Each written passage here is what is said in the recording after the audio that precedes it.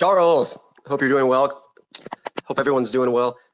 I'm actually pretty curious of what you think of this. Perhaps you've addressed it before, but do you think, what chances do you give for the possibility that Bitcoin was created by the NSA or some government agency? Or do you really think it was just libertarians who really wanted sound money? And furthermore, whether or not you've seen Jamie Dimon, JP Morgan Chase's Jamie Dimon, he went on CNBC and he said, he thinks Satoshi, as he called Satoshi, he thinks Satoshi, once the last Bitcoin will be mined, he thinks Satoshi's gonna change the supply and laugh like a crazy man. And this guy's like the head of finance, right? So I'm curious of what you think about that as well.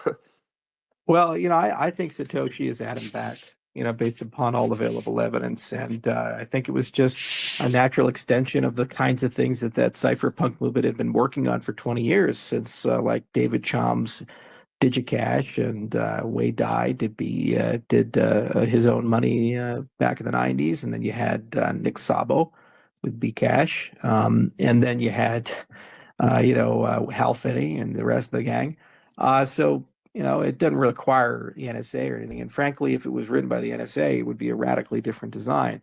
The NSA is one of the largest cabals of cryptographers, distributed systems experts, and computer scientists in the world. So if they had an internal project to write something like Bitcoin, the quality of the code would be extremely good. It would likely be Linux oriented, and they would have used probably a more classical BFT protocol. The reason why Bitcoin looks the way it does is that if you kind of look at Adam Back's pedigree, he did Hashcash. Originally, it was something for Microsoft Research to throttle emails to prevent spam. And it's one of those difficult to solve the puzzle, easy to verify. That's the kind of asymmetry that you would need for an email server, where a spammer is throttled by the puzzle difficulty, but the server can verify that these are legitimate emails very quickly because it has constant time verification. Just makes so much sense.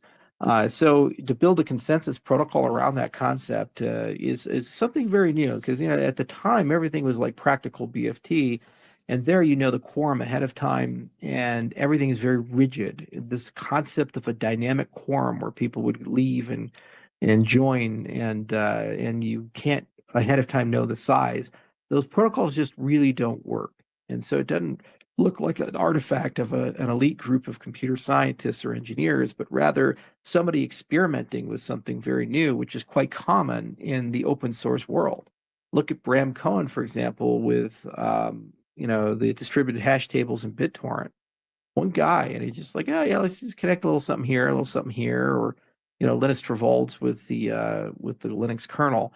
So I don't think there's any NSA involvement there. Adam probably knows the right people in those circles because he's a professional cryptographer, worked for Microsoft Research. Half the people at MSR also work with the U.S. government on various cryptography things. So if you're doing applied crypto, it's going to help you when you do things like elliptic curve selection. So WISEC P256K1, it's a very unusual elliptic curve. It just so happens that it's not a compromised curve. It's actually one of the better ones. So, if you're an MSR and Microsoft has a direct relationship with the U.S. government, and you're saying, hey, what elliptic curve should I use for my homebrew project? Oh, yeah, you should use this one, Adam. Oh, thanks, man. Yeah, I'll go do that. So I think there was a little bit of that cross flow that exists there. And that's just a professional courtesy that cryptographers and information science people, security people have with each other. Now, the second thing, what was the second thing you're asking about? The creator of Bitcoin. Oh, Jamie Dimon. Yeah, so he's an idiot. He's just he's a boomer talking about tech he knows nothing about. Of course you can't double the supply. It's stupid. So it's like he's like the Quantum Leap episode. Scott Bakula morphed into him, and now he's got to go on a quest to find redemption. The guys, this is a great example of people who don't know what they're talking about, go on national television, make a fool out of themselves because nobody's going to call them on it. No, obviously you can't double the supply or triple the supply or anything. Bitcoin is defined by its immutability. You can't change anything, much to my displeasure, because I'd like Bitcoin to upgrade because it'd be a better product. But no, you can't change the monetary policy. It's just not going to happen. And and also the last Bitcoin is going to be mined. Doesn't even know that's like in the year 2140.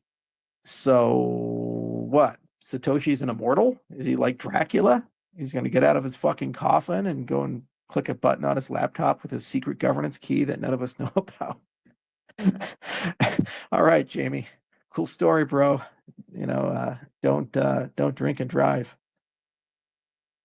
Yeah, thank you so much for the input. It's really interesting that you think it's Adam Back, that's Satoshi. And also, yeah, the reason I wanted to add the JP Morgan question, or the Jamie Dimon question, is because obviously he's a CEO of JP Morgan, and that's a behemoth. And for him to confidently go on this crusade against Bitcoin, yet not knowing the basics of consensus, is mind-blowing. Yeah, but you got to understand that's like his opinion, but that's not how JP Morgan works. They have like 500,000 employees. They got super good tech people. They have Bitcoin traders at JP Morgan. They have crypto desks. They're very sophisticated. They have products that they sell and work with in the cryptocurrency space. They're trading the ETFs that are there. They work with regulators on a daily basis. He's a front man. He's the face of the organization, but by no means does he actually manage that policy. And the minute they can make money on it, they make money on it. There's also the Onyx Group at JP Morgan, which does all their enterprise blockchain, and there's some very good people at the Onyx Group, and I've met and interacted with them. They're quite bright people. So I wouldn't take these statements of the CEO, seriously. It's kind of like Elon Musk. Sometimes he goes out there and spitballs some shit. Doesn't really reflect on SpaceX or Tesla when he says some crazy shit on Twitter.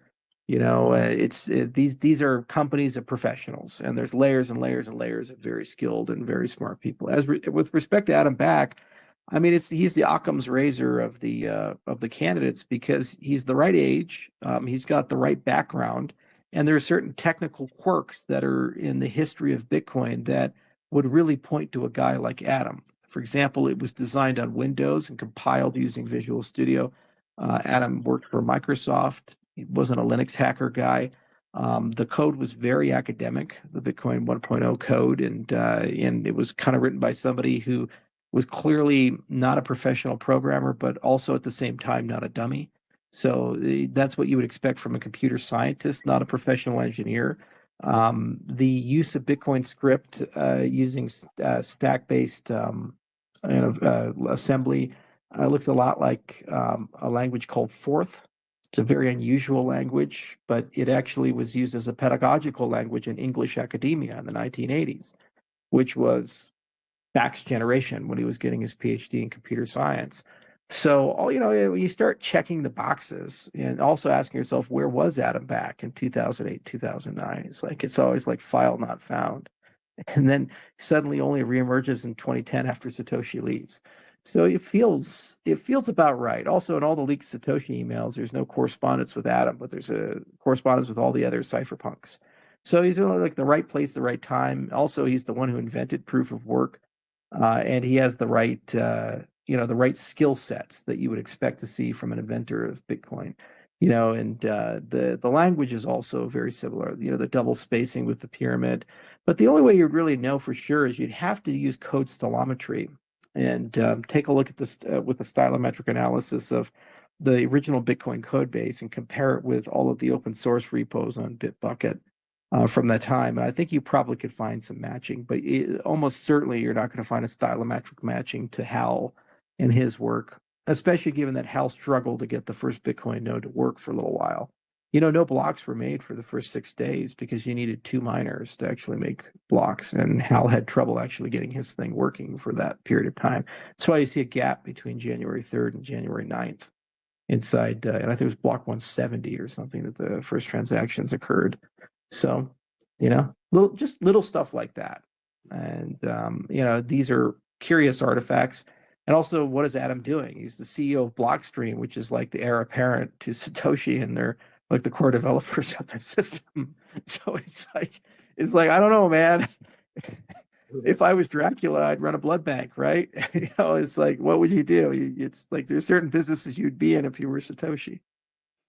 Yeah, makes sense. Thanks for answering, and take care, man. Thank you.